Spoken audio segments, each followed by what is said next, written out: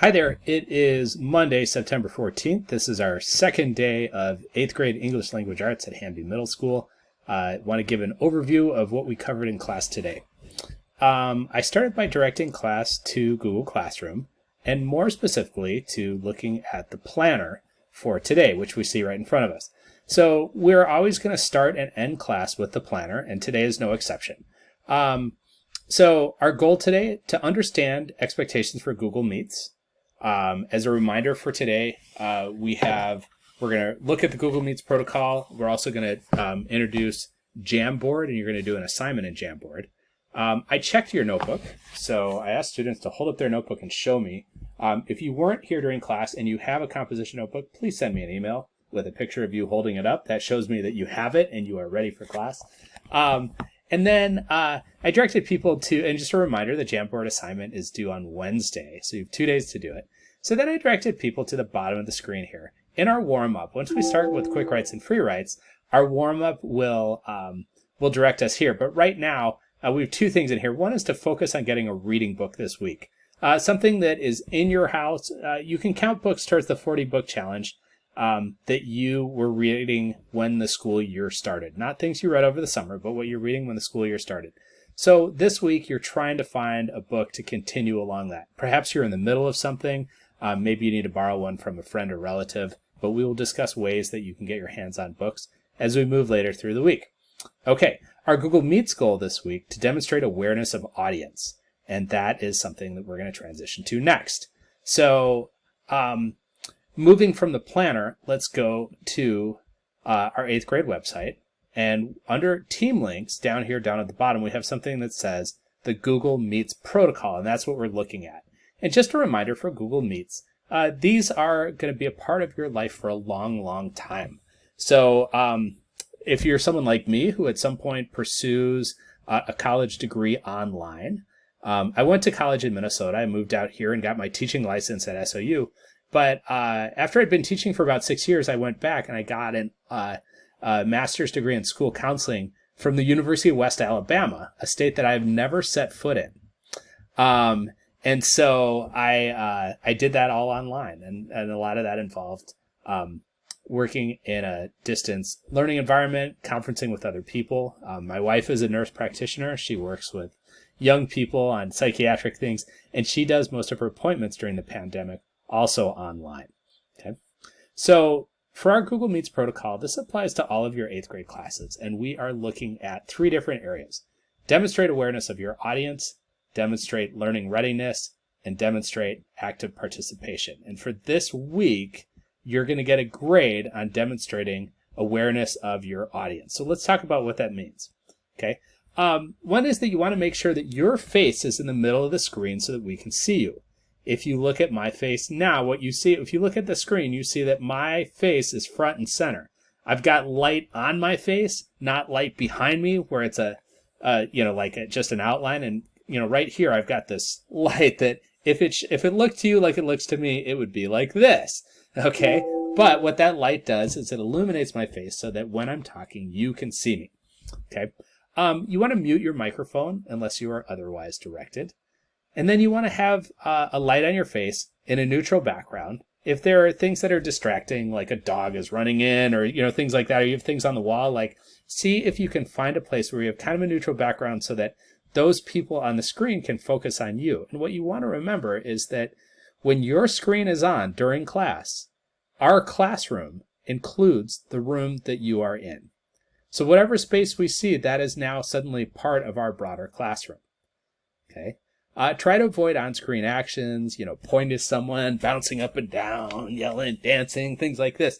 That's really exciting. And if you want to do that, that's great. Turn off your microphone.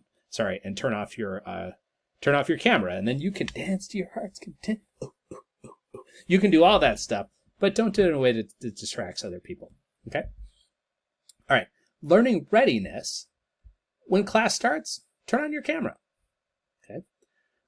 Remove distractions from your workspace. So cell phone, game system, unrelated content. I've got my cell phone way over here. It's got all these messages from today. I haven't looked at a single one of them because I've been teaching all day. I just finished, okay? So all those are there, but I don't even know because my cell phone's muted. It's out of the way. If possible, sit at a desk as opposed to in a chair. When I ask you to write, coming up, writing a composition notebook, something like that, you want to have a surface where you can write, and you can write neatly. Make sure that you have pens and pencils and other things that you're going to use ready for you. And finally, demonstrate active participation. So you want to make sure that the chat function in Google Meets is for teacher-directed input. And one way that can be is, let's say that you're in on the Meet, but you have really slow internet, and you can't project your face and participate in the Meet. Like when your camera's on, it just bogs everything down. So you can turn your camera off, so you're just looking at the Meet, and then you can type your responses into the chat. So that's a great way to do it. Talking with other people in the chat, kind of calling things out, much in the same way that you wouldn't call things out during class, or if you did, that I'd be talking to you about that. You want to think, the Meet is also not a place to call things out in the chat. You've got some, political message you want to send, like, great, don't do it in the Meet. Okay? So there are other ways that you can put that stuff out there. I give you a lot of opportunities through quick writes and free writes for you to speak your mind. Those are really appropriate places to do it. The chat and the Meet, not an appropriate place. Okay, we want to make sure that we protect a learning environment where everyone feels safe and secure, regardless of how they feel or what their sexual orientation is or what their gender or ethnicity or their political orientation or any of those things. We want to keep those out of the Google Meet. Okay? All right. So you also want to close tabs that aren't related to learning activity, and then you want to participate in class activities. If you are doing these things, you're going to do a great job. Okay, this week in language arts, on Friday, you will get a grade for your demonstration of your awareness of audience. And that's beginning with what you do in class tomorrow. Okay, so kind of focus on getting your camera oriented, make sure that your face is illuminated, try to seal your learning environment as best you can. All right, good start. Okay, for the second type of today's activity, we're going back to the planner. Now we're looking at number 2, introducing Jamboard Assignment. This is what's due on Wednesday. Okay, so Jamboard is, as most students said, there were only 1 or 2 students who had done anything with Jamboard. Jamboard's kind of like a digital poster. So it allows you to organize words, images, things in like a flat plane. And I'm going to show you an example of one here. Okay, so one thing that's cool about Jamboard, it's also a Google product. So it's in the Google suite. Like it's in, Google Drive with all these other things, and able to access. So here's a sample Jamboard, and this is in Google Classroom. You can see it right here, the sample, how are you feeling? Okay, so what I've done is I've got this basic surface, and I'm responding to the question, how are you feeling?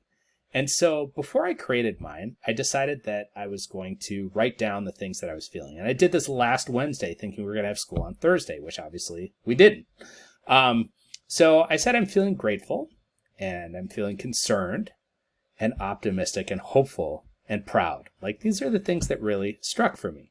So within those, I started thinking, well, why am I grateful? Well, I've got a friend who spent, 27 hours in a row fighting fire and talent beginning about noon, a little after noon on Tuesday, and straight through until 3 p.m. on Wednesday. So I was really grateful to him. He's a really close friend of mine.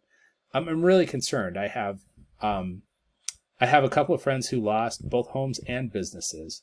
I have a number of friends who teach in the Phoenix Town School District where they have no power or internet or anything. Some of them are in my house now, prepping their classes for whenever they're able to start. I feel optimistic. I feel like even in light of all of this, I think that, there are some good things that are going to come from this school year, even from distance learning before we had these catastrophic destructive wildfires. And I'm also hopeful that some positives will come. I was in Talent yesterday delivering something for someone. I drove down Talent Avenue. It looks like a bomb went off. There is nothing that I can really say to describe it. And even watching videos online didn't prep me for what I saw. Just block after block after block of complete destruction. And so I'm hopeful that there will be some good that'll come, that maybe people can move past like the incredible divisiveness that we've seen in our country, to just taking care of each other, which is really, I think, the foundation of good community. So, these things are all like they're all swirling in my head, and I'm thinking, like, how do I present this in a way that I can use words and images and color and size? And it's what I came up with. So this is your assignment, and this is also in Google Classroom. You'll see it right here, Intro Jamboard Assignment. You have two ideas. If you want to go with the how are you feeling, list and explain the range of emotions that you're experiencing. If you want to go with the who are you, that's something that's a little more broad. Detail and elaborate your hobbies, your interests, your career plans, your goals. Where do you want to go? Okay.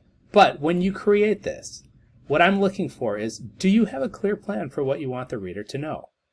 Do you use a balance of color, words, and images? Is your Jamboard detailed without seeming cluttered? Is your final product clear and convincing? It's worth 12 points. It's due on Wednesday. Okay, so let's look at how to do this. You will access your Jamboard through Google Classroom. This is the teacher side, but on yours, when you open the assignment, right up here, you'll see one that has your name on it, and then it says Intro Jam. When you open that up, it looks something like this. You've got a blank slate. So at the top, you can change the background. There are lots of different background choices. Let's choose this one. Okay, you can choose whatever you want. Maybe you want graph paper, or you want, a darker one. But I'm going to go with this. Okay, here with the pen, and if I click that little arrow next to it, I've got some choices. I can do a marker, I can type things, or I can, but this really is all freeform. Whoa, cursive. I know that's kind of a dying breed. I'm going to get rid of that. I don't like it. Down here, this gives me a possibility to erase things. I can click on this and then I can sketch that way. But what I like to do is just use this undo button, and that really gets rid of things. So here I can do a sticky note. And for my sticky, I can choose colors or no background. I'm going to go with orange. And let's do this and just say, I love mountain biking. Okay, which I do. So when I do that, I now have this sticky up here. And using these arrows, I can rotate this. I can change the size. Okay. I can move it around. But I've got a little sticky. So now I'm going to go down and I'm going to add an image. So I go to Add Image. And I've got all these different possibilities, and I'm going to choose the Google image search. And here I'm going to say, let's see,